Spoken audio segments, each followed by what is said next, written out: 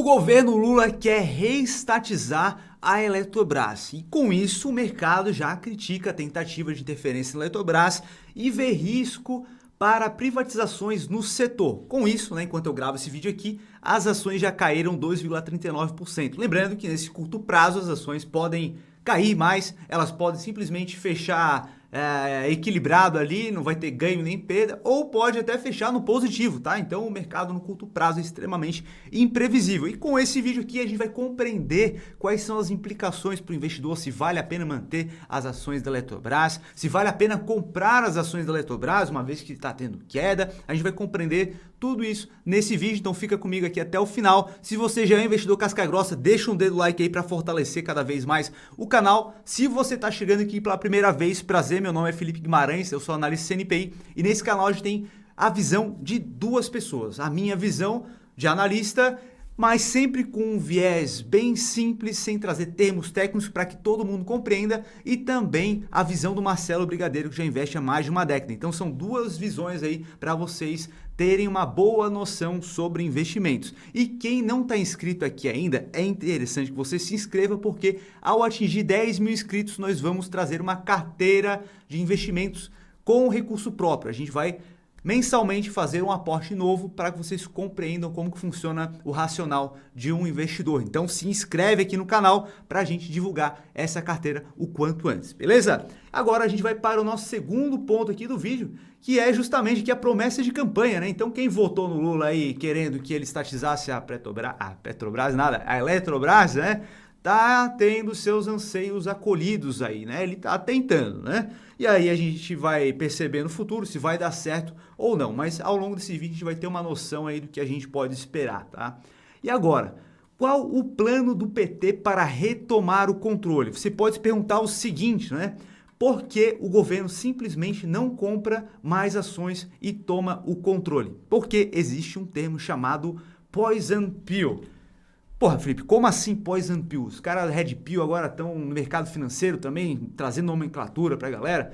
Não, cara, existem várias formas com que a empresa ela pode utilizar de forma contratual no seu estatuto social para se proteger de alguma aquisição hostil. Então, algo que eles fizeram quando eles fizeram a privatização era o medo de o governo recomprar as ações ali e se tornar um sócio majoritário novamente. Então, é colocado algumas poisons, né, nos contratos para que isso seja dificultado. Então, uma delas é a seguinte: agora o governo ele pode recomprar, só que caso ele queira recomprar e assumir o controle, ele precisa pagar o triplo do valor da última cotação dos últimos 2 anos, da maior cotação dos últimos 2 anos, ou seja, ele vai ter que gastar aí uns 170 bilhões e o governo não tem muito dinheiro em caixa para poder colocar numa reestatização como essa, né? E também existe ali o caso em que, caso o governo queira fazer isso, existe também a cláusula onde todos os sócios eles ficam limitados a 10%, o poder de voto deles fica a 10%. Então, por mais que tu tenha 60% do capital votante daquela empresa, o teu voto vai ter um poder de no máximo 10%, ou seja, tu acaba não tendo o controle real e total daquela companhia. Então, isso acaba sendo chamado de poison pill. Com isso, o governo toma algumas medidas aí, né? Então, saiu a notícia aqui que provavelmente você viu, né? Que saiu lá no Infomoney, em que no dia 5 de maio, né, sexta-feira agora passada, após diversos discursos do governo, a Advocacia Geral da União enviou uma ADI, Ação Direta de Inconstitucionalidade, ao Supremo Tribunal Federal, pedindo a concessão à União de poder de voto na Eletrobras, proporcional à sua participação na empresa, atualmente cerca de 42,5% das ações ordinárias, incluindo participação indireta, né? E agora a gente percebe que o STF vai julgar isso daí, né? Vai ver se eles vão acolher ou não, e aí gera todo esse rebuliço aí no mercado financeiro, né? E é importante ressaltar o seguinte, né? As regras propostas na privatização foram escrutinadas e sancionadas pelo TSU e aprovadas pelo Congresso Nacional também, tá? E investidores concordaram a limitar o direito de voto de qualquer detentor das ações da Eletrobras ao máximo de 10%. Tá? Então, justamente o que eu acabei falando ali da poison pill. E a Lei 6.404 de 76 prevê que qualquer empresa pode incluir limites ao direito de voto em seu estatuto social. Então, a meu ver, aqui não tem nenhuma ilegalidade, nenhum excesso em a empresa limitar isso, tá? É feito até de forma comum isso para que aquisições hostis, não apenas o governo, esse é o caso do governo, mas, por exemplo, o caso do Elon Musk adquirindo o Twitter, né? É uma aquisição hostil. E acabou que o Twitter conseguiu barrar algumas dessas aquisições que ele tentou fazer ali à força e trazer alguns benefícios para eles ali, trazer uma negociação maior, tá? Ele não simplesmente foi lá e comprou e já conseguiu logo de cara. Teve toda uma negociação antes disso ser concretizado, tá? Então, com isso, a gente vai para o nosso quarto ponto aqui, que é em relação a qual o impacto de uma reestatização na Eletrobras. Então, a gente tem primeiro aqui na empresa e no mercado, né? Na empresa especificamente, agora falando do preço dela, ela está com um PVP atual de 0,69, ou seja, ela está negociando abaixo do seu valor patrimonial a níveis de quando ela estava se recuperando, ela dava prejuízos ali, alguns anos foi de prejuízo, ela estava se recuperando ali 2016, 2017, então ela está próximo desse patamar. Então, mesmo o governo reassumindo o controle da empresa, eu não vejo uma margem muito grande para uma queda absurda. Vai cair 30%, 40%, eu acho difícil, tá? Acho difícil. E em relação ao mercado, a gente tem algumas empresas sendo cotadas aí para serem privatizadas. Então, Sabesp, Semig, Copel, caso passe algo nesse sentido, o STF entenda que houve abuso ali no contrato, essas privatizações aqui acabam melando, tá? E eu não recomendo você comprar nenhuma ação pensando numa possível privatização futura, tá? Não faz esse tipo de coisa que acaba sendo uma bobagem, tá? Sempre invista pensando no modelo de negócio daquela empresa, nos resultados que ela apresenta, se você acredita naquela empresa, tá? Não fica apostando em algo que vai acontecer no futuro que não tem como a gente saber se vai acontecer ou não, beleza? Quinto ponto, pessoal. Seguinte, quinto ponto. Vale a pena investir em Eletrobras? Então, eu quero trazer aqui uma comparação da Eletrobras com a Engie, que são duas empresas parecidas, tá? A Eletrobras, ela é responsável aí por 30% da geração de energia no Brasil e praticamente metade das linhas de transmissão. E a Engie é menor do que ela, mas ela também tem uma boa parte da receita vindo da parte de geração e de transmissão também, então elas acabam sendo parecidas. Então aqui na Eletrobras, vamos dar uma olhada em alguns pontos aqui sobre ela, tá?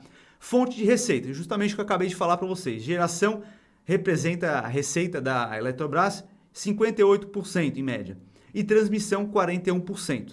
Agora, vamos dar uma olhada aqui em algumas informações. Segmento de listagem nível 1, ou seja, para o acionista minoritário, acaba não tendo alguns níveis de proteção, tá? Não que seja ruim investir numa empresa nível 1, mas acaba sendo melhor uma empresa de governança maior, tá? Então, tag along aqui de 80% nas ações ordinárias, PN tem 0%, a gente tem aqui a União Federal como um dos sócios majoritários, com 33% das ordinárias, tá? Banco Nacional, BNDES, com 4% das ordinárias e 7% dos preferenciais. Agora, em relação ao resultado, que é uma coisa que interessa aqui, né, pessoal? Vamos dar uma olhada aqui, deixa eu aumentar a tela. Aqui a gente tem, antes estava maior, né? Deixa eu tentar aumentar a tela aqui para todo mundo conseguir enxergar bem aqui. Aqui a gente tem a receita, EBITDA, lucro operacional, margem líquida, o ROI. Tá? Então, quando a gente dá uma olhada aqui, a gente vê que ela acaba sendo inconsistente, né? 2012 a 2015 dando bastante prejuízo. Ela conseguiu ter um lucro lá em 2016, logo em seguida deu um prejuízo. 2018, 2019 conseguiu ter um lucro bem acima da média anterior. Porém, a partir de 2020 ela começou a apresentar já uma queda nos seus lucros, então caiu lá de 13 bilhões de lucro para 10 bilhões, depois para 6, depois para 5, depois para 3, esse ano acumulado aqui em 1,3 bilhões, bem como a margem líquida, né? Aquela margem é o quanto sobra do lucro depois de pagar todas as despesas e custos da empresa, né? A margem líquida também caindo, né? Caiu lá de 2019, 39%, hoje 4%. O ROI também, que é o retorno sobre o patrimônio líquido. Quanto que ela consegue rentabilizar em cima do patrimônio líquido, também caindo, né? Então, 2019, 15%, 2020, 9%, 2021, 7%, tá? Então, acaba sendo uma empresa que não tem uma constância muito interessante. Isso para o investidor não é bacana, tá? Quarto ponto, retorno médio anual que a gente tem dela aqui. Se a gente pega aqui, desde que ela é listada, nos últimos 25 anos ela trouxe um retorno de 260%, lembrando que retorno passado não é garantia de retorno futuro nenhum, tá? Somente uma constatação histórica aqui a título de curiosidade. E se a gente pega a média, desde que ela está listada, o retorno anual foi de 5%, tá? Então, é um retorno bem baixo, tá? O investidor que investiu lá atrás nela não colheu bons frutos. Agora, em relação à Engie, vamos dar uma olhadinha aqui. A gente tem que ela tem 68% da sua receita vindo de geração de energia, 22,6% de transmissão. Então, acabam sendo empresas similares nesse ponto. Aqui o segmento de listagem está no novo mercado, que é o maior grau de governança corporativa, tá? Acaba sendo interessante para o acionista minoritário. Tag a longo de 100%, né? Só tem ações ordinárias aqui, quando ela é do novo mercado não tem ações preferenciais. Então isso aqui é bacana porque acaba alinhando o interesse do investidor majoritário e também do minoritário, uma vez que o minoritário também vai ter ações do majoritário, tá? Não tem nenhuma participação governamental aqui. Em relação ao resultado, perceba aqui que acaba sendo muito mais estável, né? Tanto na parte da receita, na lucratividade, é claro que o lucro é menor, porém é um lucro crescente, né? A gente tem aqui 2021 que teve uma queda na lucratividade, mas não chegou a dar prejuízo, né? A margem líquida também acaba sendo muito mais estável, na casa aí de 26%, 24%, 23%, 2021 12%, depois volta para 22%, 25%. O ROI muito superior, né, que é o retorno sobre o patrimônio líquido, na casa aí de 30%, tá? Então uma empresa muito mais estável, dívida mais controlada, tá? Então, quando a gente olha também o retorno histórico, né, quando a gente olha lá a Eletrobras comparada com ela, nos últimos 24 anos aqui teve um retorno de 11.000% e o retorno médio anual de 22% contra a Eletrobras de 5%. Então, por que a gente colocaria o nosso dinheiro numa empresa que acaba trazendo uma insegurança muito maior para a gente, tem o governo envolvido e isso acaba gerando volatilidades que você não precisaria correr? O setor elétrico aqui no Brasil tem muitas empresas interessantes que não têm envolvimento direto com o governo, então, a meu ver, não faz sentido manter ações de Eletrobras ou comprar ações de Eletrobras, tá? Para mim faz muito mais sentido ter uma carteira bem diversificada, colocando algumas empresas do setor de energia ali, que façam sentido, tá? Porque não faz sentido a gente ficar colhendo essa volatilidade, essa incerteza que acaba tendo, tá? Isso não faz bem para o racional do investidor de longo prazo, tá? Vale muito mais a pena a gente focar em boas empresas que muitas vezes não estão no holofote. As empresas que geralmente estão no holofote são aquelas empresas ruins para se investir. Não sei porque o investidor iniciante acaba se atraindo por isso, tá? Então, não recomendo aí compras de ações de Eletrobras, beleza? Cara, curtiu o vídeo? Te ajudou de alguma forma? Então deixa um dedo no like, não se esqueça de se inscrever aqui no canal para não perder os próximos vídeos e também para que a gente possa divulgar a nossa carteira aí quando a gente bater os 10 mil inscritos. E também eu quero te fazer um convite, que é entrar na nossa comunidade lá do Telegram, o link está aqui embaixo na descrição. Agora eu vou deixar um vídeo bem aqui que eu acredito que vai gostar e a gente se vê no próximo vídeo. Um abraço.